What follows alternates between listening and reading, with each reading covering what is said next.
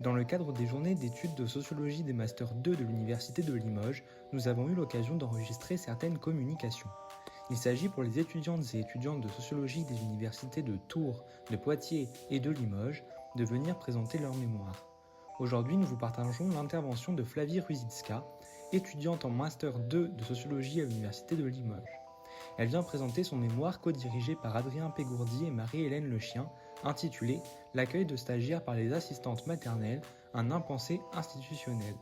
Ses recherches s'inscrivent principalement dans la sociologie de la formation, la sociologie du genre et la sociologie du travail, avec un intérêt particulier pour les métiers de la petite enfance. Après sa présentation d'environ 20 minutes, des questions lui ont été posées. Nous les avons réenregistrées, parfois en les raccourcissant et en les modifiant pour les rendre plus dynamiques. Sur YouTube, vous pourrez retrouver le support visuel de sa présentation. Bonne écoute! Donc, ma recherche de Master 2 porte sur la transmission du métier d'assistante maternelle à travers la formation de jeunes, donc notamment par l'accueil de stagiaires par ces professionnels. Avant de poursuivre cette communication, il est nécessaire de définir deux termes clés. Premièrement, le métier d'assistante maternelle, ce sont des professionnels de la petite enfance qui accueillent à leur domicile des enfants âgés de 0 à 3 ans.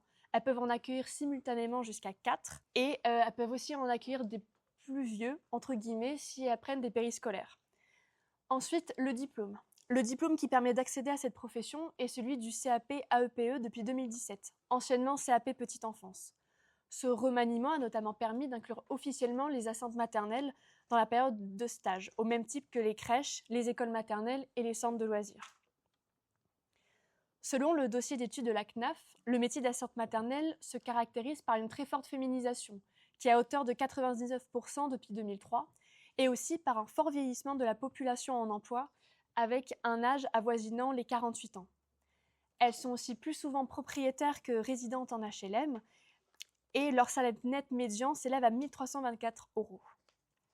Par ailleurs, Geneviève Cresson montre que les assistantes maternelles constituent un pilier central dans l'accueil des jeunes enfants en France, tout en montrant aussi une pénurie de professionnels avec une diminution annuelle s'élevant à 4,3% depuis 2013. Cette situation peut expliquer l'intégration des assistantes maternelles dans ce processus officiel de stage. Ce manque de professionnels trouve racine dans des points qui ont déjà été étudiés dans la littérature sociologique. Premièrement, Marie-Hélène Lechien et Marie Cartier soulignent la hiérarchie du secteur de la petite enfance où l'accueil individuel est moins valorisé que l'accueil collectif. L'accueil individuel est davantage lié à la sphère domestique et donc associé à des dispositions féminines ordinaires, ce qui vient complètement gommer les compétences liées à l'accueil d'enfants. L'étude de Séverine Despois portant sur la filière SAPAT, donc service aux personnes et aux territoires, étend ce constat au métier du care avec une occultation générale de la dimension technique. Cette dévalorisation contribue peut-être à fragiliser la reconnaissance que les assistantes maternelles accordent à leurs propres compétences et donc à l'accueil de stagiaires. Ma communication interroge alors les profils des assistantes maternelles qui participent concrètement à cet effort de formation. Bien qu'il n'y ait pas de statistiques officielles sur le sujet, mon terrain dénote du caractère atypique de la pratique. Sur environ 250 assistantes maternelles réparties dans 2 secteurs différents, seulement 10 accueillent des stagiaires. Il importe donc de rendre compte des logiques qui conduisent certaines professionnelles à s'investir dans ce travail de formation. 2 questions principales guideront cette présentation. Quelles dispositions sociales conduisent ces professionnels à accepter des stagiaires et comment forment-elles chez soi un public scolaire ? Plusieurs hypothèses peuvent être ainsi formulées autour du rôle de formatrice de ces professionnels. Premièrement, former chez soi s'avère être une pratique peu commune, dans la mesure où elle contraint les assistantes maternelles à ouvrir leur domicile. Et donc, ça sous-entend qu'elles montrent leur domicile comme suffisamment montrable, présentable, et aussi que les membres de leur famille soient d'accord. Si le remaniement du CAP AEPE repose sur une intention de valorisation de l'accueil individuel, ces conditions concrètes de mise en œuvre apparaissent plus difficiles. La deuxième hypothèse s'appuie sur l'atypicité des assistantes maternelles qui acceptent d'ouvrir leur domicile. Elles ont une maîtrise aiguë des normes de puériculture en vigueur, leur permettant d'accueillir un public scolaire. Ce sont des figures centrales au sein du réseau des assistantes maternelles où elles jouissent d'un capital symbolique élevé dû à leur maîtrise des normes. Afin de répondre à ces questions et de vérifier les hypothèses, la méthodologie d'enquête s'est composée de 9 entretiens auprès d'assistantes maternelles accueillant des stagiaires et un questionnaire a également été diffusé auprès de celles qui n'en accueillent pas pour mieux comprendre les réticences. Ensuite, l'expérience de stagiaire ayant réalisé un stage chez une assistante maternelle a pu être recueillie grâce à 3 entretiens. C'est à ce moment précis de l'enquête que la question de la formation est apparue comme étant indispensable. Elle est nécessaire pour comparer la transmission des savoirs des assistantes maternelles aux savoirs enseignés au centre de formation. Ainsi, une directrice, 2 professeurs et des élèves ont pu être interviewés, représentant 7 entretiens supplémentaires. Une observation a également été menée lors d'un cours de restitution de stage, et en plus des entretiens réalisés avec les élèves, un questionnaire a pu être diffusé dans 2 établissements afin d'analyser la représentation du métier d'assistante maternelle dans les centres de formation. Cette communication a pour objectif d'expliciter l'existence de 2 groupes différents d'assistantes maternelles qui accueillent des stagiaires, à travers l'analyse de 2 profils, Marie-Adélaïde et Mélanie. Donc, premièrement, nous allons présenter factuellement ces 2 enquêtés afin de saisir leur trajectoire professionnelle et sociale. Ensuite, nous étudierons ces données pour rendre compte des logiques de différenciation dans l'accueil du stagiaire à travers l'écart générationnel et le capital institutionnel. Donc, le premier portrait que nous allons voir est celui de Marie-Adélaïde. Elle est âgée de 40 ans, assistante maternelle depuis 12 ans et elle a accueilli 7 stagiaires en 5 ans. Elle est mère de 3 enfants qui sont respectivement en CE1, 5e et CAP pâtissier et elle est mariée à un ouvrier. Avant d'être assistante maternelle, Marie-Adélaïde a travaillé pendant 15 ans en tant que coiffeuse et détient un CAP en pâtisserie. Ça va être l'arrivée de son 2e enfant qui va marquer un tournant dans sa trajectoire professionnelle. Elle prend un congé parental de 2 ans, durant lequel elle garde ponctuellement les enfants de collègues et de proches. Même si le goût du métier s'est développé dans un cadre privé, Marie-Adélaïde participe régulièrement à des formations et également aux APP. Ce sont les analyses de pratiques professionnelles qui réunissent une psychologue et des assistantes maternelles qui font part de leurs difficultés. Elle précise en entretien qu'elle a également la volonté de valider un diplôme d'éducatrice de jeunes enfants dans le but de monter. Et un détail très important dans sa trajectoire, c'est qu'elle est membre du jury pour le CAP AEPE. Sur 3 épreuves du CAP, elle est jury de 2. Pour revenir rapidement sur les conditions d'entretien, j'ai pu la contacter via une liste communiquée par sa responsable de relais. 4 noms sont ressortis sur 150. Donc j'ai pu la contacter par message, lui expliquer ma démarche et elle a immédiatement accepté l'entretien, même si nous ne nous connaissions pas. L'entretien a duré 1h30, durant lequel elle a pu me faire visiter son espace de travail, qui est l'intégralité de son rez-de-chaussée, et également elle m'a détaillé son fonctionnement. Concernant les profils de stagiaires accueillis, elle a reçu des jeunes filles aussi bien en BEP qu'en CAP AEPE que des candidates libres, qui sont généralement plus âgées, autour de 30-40 ans. Elle explique être prudente et faire un pré-entretien avant d'accueillir le stagiaire dans son domicile.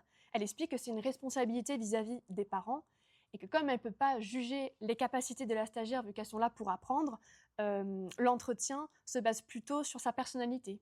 Elle questionne la stagiaire sur sa vie privée, sur sa famille, ses passions, etc. Concernant l'organisation de la journée du stagiaire, Marie-Adélaïde détaille avec application tout ce qu'il peut observer, notamment les arrivées du matin, le déroulement de la matinée, la prise de repas, le change, les départs à la sieste, les goûters et les transmissions du soir. Concernant les tâches qu'elle octroie aux stagiaires, elle explique ne pas suivre les recommandations de la PMI. En fin de compte, le stagiaire est intégré pleinement dans l'intégralité des tâches. En fin de compte, les directives de la PMI cantonnent le stagiaire à l'observation, alors que paradoxalement, la formation attend que le stagiaire participe activement à toutes les tâches. Le stage est aussi important que les cours en institution, parce que ça permet de maîtriser les savoir-faire du métier, comme par exemple gérer un groupe d'enfants, faire preuve d'autorité, réaliser des échanges, et pas seulement sur un poupon, mais sur de vrais enfants, faire des transmissions orales, écrites auprès de collègues, préparer les repas, faire le ménage, etc. Pour Marie-Adélaïde, un stagiaire est une véritable collègue. Elle déclare même pouvoir les aider si il la sollicite pour préparer les fiches de stage. Concernant son positionnement éducatif, ça a été un sujet très développé en entretien parce qu'en fin de compte, elle a une remise en question de certains principes de l'éducation positive tout en adhérant à certains. Sa motivation d'accueillir des stagiaires réside dans la volonté de faire découvrir le métier, de briser les préjugés en montrant qu'elle fait en fin de compte plein de choses toute la journée. Elle a à cœur de montrer cette relation privilégiée qu'il est possible de nouer avec seulement 4 enfants qui défient alors pour elle les structures. Maintenant, ce portrait d'enquêté achevé, nous pouvons passer au second. Donc, la deuxième assistante maternelle est Mélanie, âgée de 53 ans, assistante maternelle depuis 20 ans. Elle a accueilli 2 stagiaires il y a 10 ans. Elle est mère de 2 enfants qui sont respectivement gendarmes et une fille ayant repris des études BTS pour devenir DRH. Et le mari de Mélanie est fonctionnaire en comptabilité. Elle explique, avant d'être devenue assistante maternelle, avoir passé un CAP vente qui lui a permis de travailler dans des boutiques pendant quelques années et aussi avoir fait des ménages chez des particuliers. C'est une profession qu'elle a continué d'exercer même lorsque ses enfants sont nés. Elle déclare avoir toujours voulu faire nounou, mais qu'elle a été retardée parce qu'avant elle était locataire et que c'est difficile par rapport aux normes dont les maisons des assistantes maternelles sont sujets. L'opportunité se présente néanmoins à la mutation de son mari en Dordogne. Elle passe les 60 heures de formation et elle déclare clairement ne pas détenir ni le CAP petite enfance, ni le module d'accueil à domicile. Elle explique faire partie de cette génération-là, mais que tout de même, ses 20 ans d'ancienneté lui confèrent un bon dossier.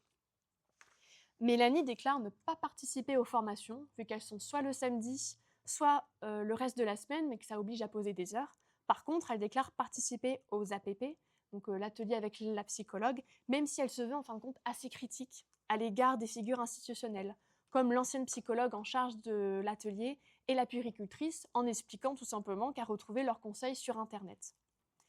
Elle affirme aussi avoir participé à un atelier musical monté par son responsable de relais, qui consistait à faire apprendre aux assistantes maternelles la maîtrise d'un instrument de musique pour qu'elles puissent chanter des comptines aux enfants.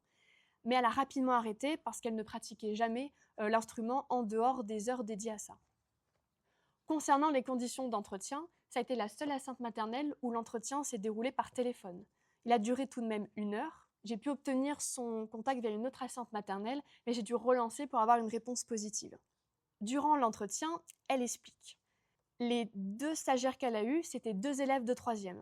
Le premier, c'était un échange avec une autre maman, donc l'un était dans une banque, l'autre chez une assistante maternelle, et le deuxième est ce qu'elle considère comme un vrai stagiaire, issu de la filière SAPAT. Elle précise bien qu'elle ne veut pas prendre d'étrangers, parce qu'elle se considère comme timide et elle aurait peur de ne pas être elle-même. Elle sait qu'avec du recul, aucun des 2 ne se dirigeait dans le secteur de la petite enfance. Concernant l'organisation de la journée du stagiaire, elle est assez rudimentaire. Les 2 avaient des horaires similaires, elle les faisait venir de 9h à 13h, ils rentraient chez eux pendant la sieste et revenaient à 16h pour le goûter. Concernant les tâches, c'était plus à bricoler, de la lecture, et elle précise surtout pas le change. Ce point va être très important pour la suite. Pour l'éducation des enfants, elle prône l'expérience professionnelle et maternelle, en ne s'inscrivant pas dans un courant éducationnel précis. Elle explique « on donne son avis de maman, pas de nounou ». La motivation réside plutôt dans la logique de rendre service et pas vraiment de former de futurs professionnels. D'ailleurs, on l'a contactée de nouvelles fois après ces 2 stagiaires, mais elle explique ne plus prendre de stagiaires. Ce premier point va nous servir de socle pour l'analyse afin de dégager 2 profils différents. En effet, l'écart générationnel montre une certaine division. Leur trajectoire d'entrée dans le métier est un point éclairant, avec Mélanie qui a une formation de 60 heures il y a 20 ans, et Marie-Adélaïde qui possède l'intégralité du CAP AEPE. Un écart générationnel est visible, elles sont entrées dans le champ professionnel à des moments différents. Il a d'ailleurs évolué et induit une certaine technicité du métier. On peut revenir sur les travaux de Marianne Lechien, sur les idées reçues sur les petits diplômes, qui précisent bien que les savoirs maternels ne suffisent plus dans certaines structures. Il est nécessaire d'être qualifié. Mélanie reste ancrée dans une logique maternelle, de la bonne professionnelle par l'expérience, à distance des formations, qui l'ancre dans un ethos professionnel traditionnel. Alors que Marie-Adélaïde, qui a des savoirs techniques et éducatifs issus de la formation, d'autant plus renforcés par son rôle de jury dans le CAP-EPE, s'ancre plutôt dans un ethos professionnel institutionnel. Cette différence d'ethos est perceptible à travers l'organisation de l'accueil du stagiaire. Elle est révélatrice de conscientisation des compétences qui divergent. Là où Mélanie reste très évasive en indiquant juste les heures de présence des stagiaires, ce qui dénote plutôt d'une organisation spontanée de la journée, Marie-Adélaïde a une organisation pédagogique marquée, avec des actes quotidiens jugés importants à montrer. Elle revient sur une organisation détaillée et réfléchie, rendant compte d'une logique de visibilité des compétences, héritée en partie de sa position dans la formation. Le seul point commun qui réside entre les deux, c'est la période de sieste. Mais là encore, Marie-Adélaïde aborde des notions d'hygiène et de désinfection qui auraient pu être transmises à ce moment-là. C'est justement ce capital institutionnel dont bénéficie Marie-Adélaïde qui creuse un écart dans la perception du métier en plus de l'écart générationnel. Son rôle de jury CAP à EPE est décisif dans la perception des compétences. Elle prend à contre-pied ces logiques de naturalisation qui lui permettent de s'ancrer comme une professionnelle à domicile légitime. Elle explique « ça me plaît de le faire, partager parce que c'est un autre angle de l'accueil du petit enfant ». De son côté, Mélanie a le sentiment de rien apporter. Elle revient d'ailleurs sur cette dimension à domicile. C'est quand même un métier qu'on fait à la maison. Elle s'ancre dans une logique de rendre service qui finit tout de même par être entravée par un déficit de légitimité. Elle explique « je ne sais pas comment les occuper » en parlant des stagiaires. On peut analyser plus précisément leur opposition dans les rapports de transmission autour de deux pratiques, le change et l'éducation, plus précisément dans la façon de réprimer. Concernant le change, Mélanie ne laisse pas les stagiaires le réaliser car elle est guidée par des dispositions éthiques. Pour elle, ce n'est pas envisageable que les stagiaires soient en contact avec les parties génitales de l'enfant. Bien qu'elle rentre en fin de compte dans les textes de la PMI, elle ne le fait pas pour respecter les textes, mais pour préserver la pudeur de l'enfant, qui est aussi une valeur centrale en formation. De son côté, Marie-Adélaïde enseigne le change aux stagiaires et les fait même pratiquer pour leur épreuve. Elle les forme sur la technique, distinguant bien celle du milieu profane, qui consiste simplement à lever les jambes de l'enfant, et celle de la formation, qui préconise d'enrouler l'enfant sur le côté. Elle explique même faire une démonstration sur les stagiaires en les allongeant sur un tapis pour qu'ils comprennent par eux-mêmes les bienfaits de la technique de la formation, censée être plus respectueuse pour le corps. Concernant l'éducation, donc le troisième point du tableau, c'est-à-dire la façon de réprimer et donc de socialiser l'enfant, la forme la plus sommaire, qui est illustrée par Mélanie, montre que l'injonction vaut pour elle-même. Non, non, on ne jette pas la nourriture. À la manière de ce que décrit Daniel Thym dans son livre « Quartier populaire, l'école et les familles », la norme n'est pas justifiée. Son respect apparaît comme une évidence que comme le produit d'une argumentation pédagogique. A l'inverse, Marie-Adélaïde insiste sur la nécessité de formuler des consignes sans négation et d'en expliciter la finalité auprès de l'enfant. Pendant l'entretien, un enfant monte sur une pile de livres pour monter sur un meuble. Elle explique alors « Je vois ce que tu vas faire et c'est interdit. Tu prends un livre, tu le regardes, tu le ranges, mais là tu es en train de te mettre en danger. » Cette manière de s'adresser à l'enfant, héritée donc des principes de l'éducation positive et combinée en plus à la langue des signes, témoigne d'un travail réflexif sur la communication, qui est tout de suite rattaché à une compétence professionnelle. En revanche, elle utilise bien des surnoms pour s'adresser aux enfants, comme « mon chat », qui sont par contre proscrits par la formation car jugés trop affectueux et pas professionnels. Aussi, le capital institutionnel influence grandement la logique de connaissance des stagiaires. Marie-Adélaïde se permet de prendre des inconnus parce qu'elle est sûre de ce qu'elle transmet, elle a un certain recul sur la formation, se permet même une réappropriation des savoirs véhiculés par la formation. Pour elle, le métier est important à montrer. Elle le considère comme un vrai avantage dû à l'accueil privilégié. De son côté, Mélanie, qui est dans une logique de rendre service à des connaissances, a fini par arrêter par un déficit de légitimité. Elle conçoit un manque de compétences propres au métier qui l'empêche d'accueillir des stagiaires.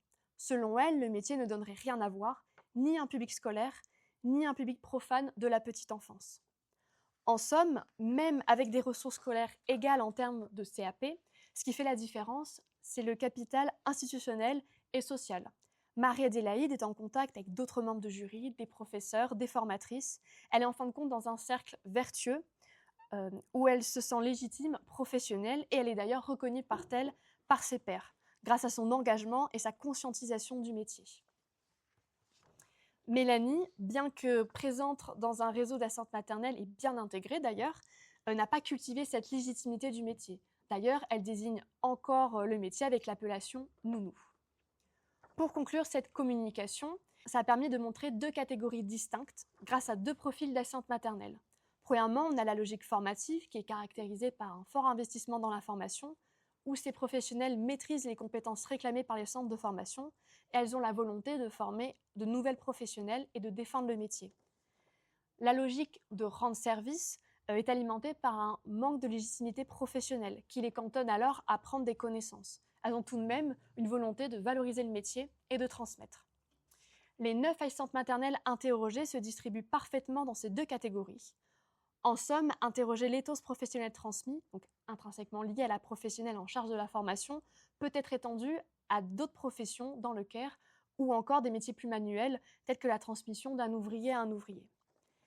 Si cette enquête met en lumière deux éthos professionnels, donc institutionnels et traditionnels, elle ouvre également la voie à l'identification d'autres formes de rapport au métier. Merci pour votre attention.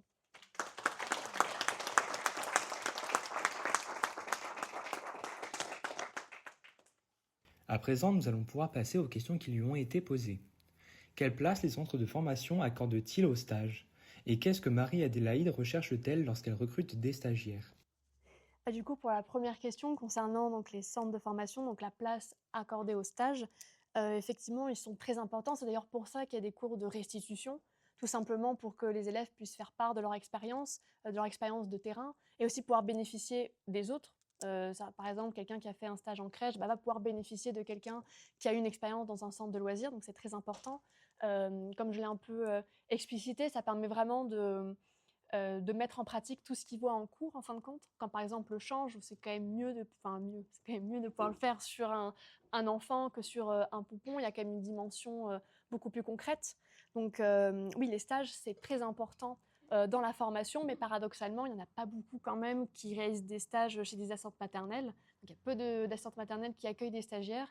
Et dans les centres de formation, oui, les élèves se dirigent plutôt vers des écoles maternelles, vers des crèches. Pour répondre à la deuxième question, oui, quel type de personnalité Marie-Adélaïde récupère Quel type de personnalité elle accueille chez elle? Après, à travers un exemple, en fin de compte, elle explique que oui, le stagiaire va être toute la journée avec elle, quand même, c'est des journées assez longues. Une assistante maternelle, ça peut faire 10 heures dans une journée, donc même si le stagiaire n'effectue pas toutes les heures, il est quand même très présent. Elle m'a expliqué, par exemple, qu'elle avait une stagiaire qu'elle a jugée un peu dépressive, qui avait pas beaucoup d'entrain pendant l'entretien, etc. Donc c'est surtout ça, en fin de compte, la jovialité, en fin de compte, si elle est investie, plus que... oui, sa personnalité va jouer énormément en fin de compte. Et après, je suppose que sa vie familiale, si elle est en couple, mariée, enfin, c'est pas très grave, ça n'a pas vraiment d'intérêt, mais c'est surtout pour analyser la stabilité de la personne, en fin de compte, de façon plus générale. La PMI proscrit certaines appellations jugées trop familières, mais Marie-Adélaïde, qui représente cet ethos institutionnel, s'assoit en quelque sorte sur cette recommandation de la PMI. Est-ce que dans l'entretien, elle revient dessus? Est-ce qu'elle verbalise quelque chose ou ça lui échappe? Ou alors c'est aussi une façon d'affirmer une autonomie? Après tout, elle est chez elle.